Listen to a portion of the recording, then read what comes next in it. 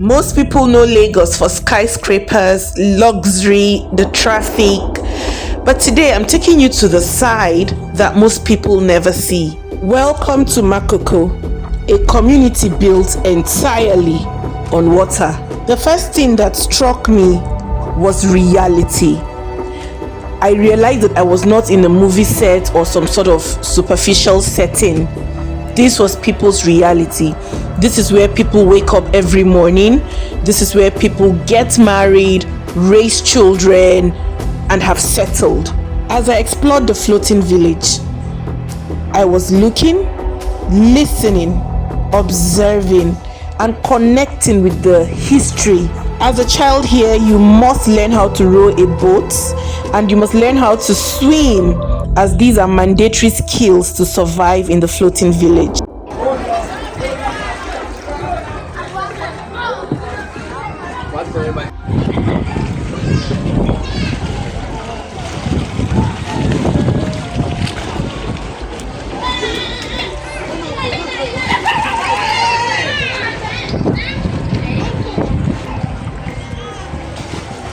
There's something peaceful about this Makoko floating village. Like, the people are very peaceful, everyone is happy, everyone is smiling, like there is joy, they are even welcoming.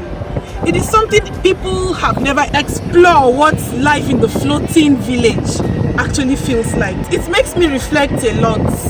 Simple things in life are the things that really bring the most satisfaction, and I'm seeing this firsthand here in the floating slum or the floating village. So I'll carry you along more as I explore further, and just stay in touch. Everywhere I looked, life was unfolding. Children laughed, fishermen fished, women cooked and washed clothes. There was a lot of activities, there was hustle, the bustle. It was a vibrant community. Prior to visiting Makoko, I had the conception that the residents battled against nature to survive. You know how they can drown because they literally live on top of water, that kind of thing. Like they might be sleeping and water will just sweep them away.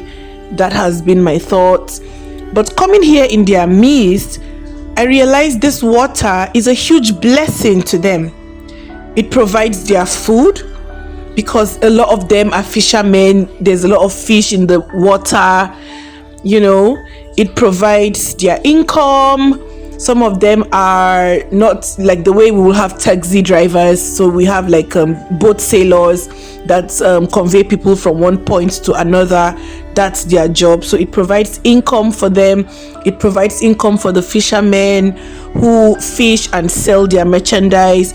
It sustains their families. The children are happy and content. They are very satisfied with the kind of life they live here. Water has been woven into every aspect of their lives, and they have learned to build their life around it. This is a practical demonstration that a strong city doesn't need to be built by only concrete. Water is in fact a solid material that can equally build a strong community, as demonstrated here in the floating village. I'd like to call this the marine economy, because I was dumbfounded by the level of business happening here in the floating village. These people are absolutely industrious and business savvy. There was a lot of businesses like wood business, fishing business, fish people like roasting and selling fish. Some people, you can see there's bread in the canoe. Some people were cooking and selling food. A lot of commerce happening here. So these people understand the value of making money from nature, from their natural environment. As my canoe slowly glided through the slum, I began to reflect on the small conveniences which I take for granted, and I started to appreciate the comfort of my own life. Clean water running through the taps, stable electricity, and even when there's power out, a generator with money to buy fuel, clean, dry, tarred roads with a good drainage system, good food and everything equipped, a nicely equipped kitchen to cook delicious meals, shelter from the elements, all of the things that one will naturally not even notice as a blessing. This visit to Makoko was really an eye opener.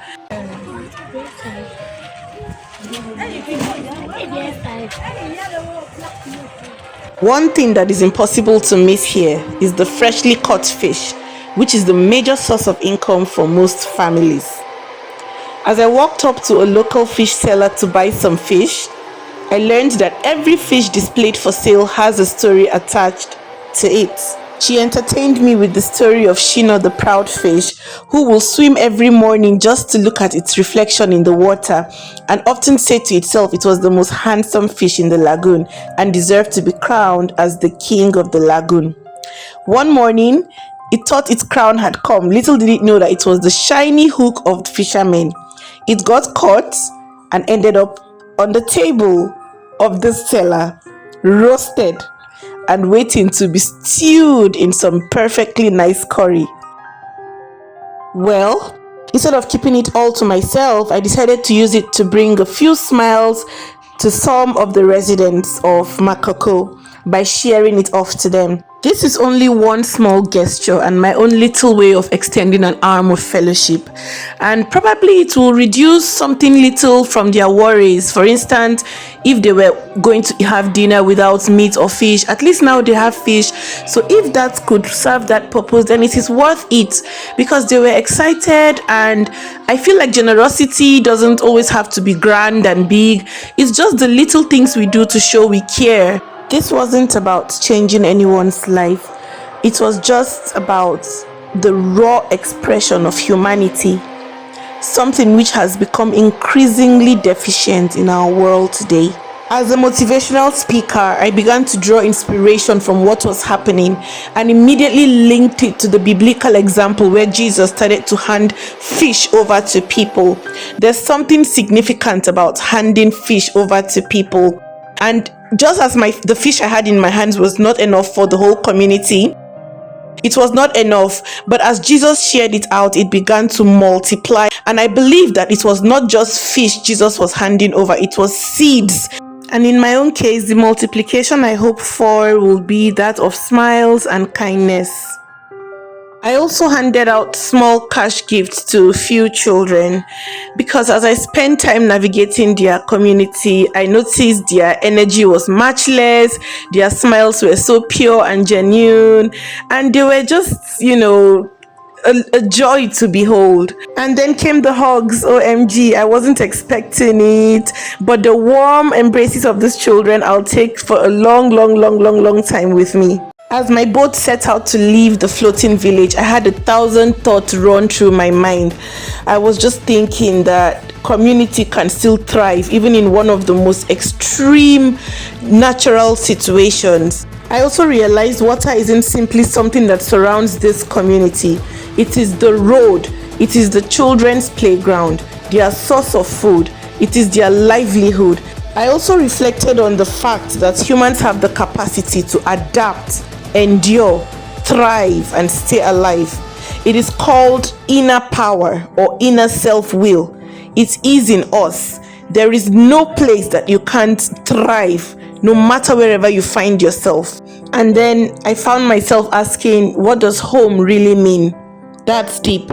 I was hungry, so I went to a restaurant to find something to eat because it had been a long day. And then I got something really delicious for myself. It was special fried rice, there was turkey, plantains, salad, and it was a worthy meal to just calm myself down after such an eye-opening adventure.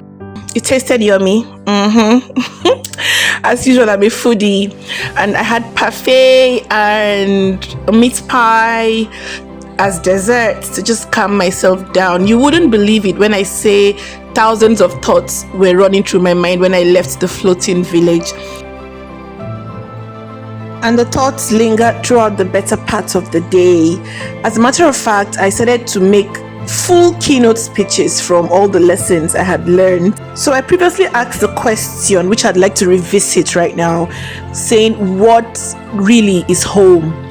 And it stemmed from my experience in the floating village, seeing a family, a man, his wife, his children, really happy, playing with each other, laughing. And so it dawned on me that really home doesn't mean you having a multi-million-dollar house or the luxuries of life. Home is truly where love exists. Wherever love is, home is, and that's it. Well, every adventure changes the way I see the world, and thank you for looking at this one through my eyes today. Until next adventure, bye now.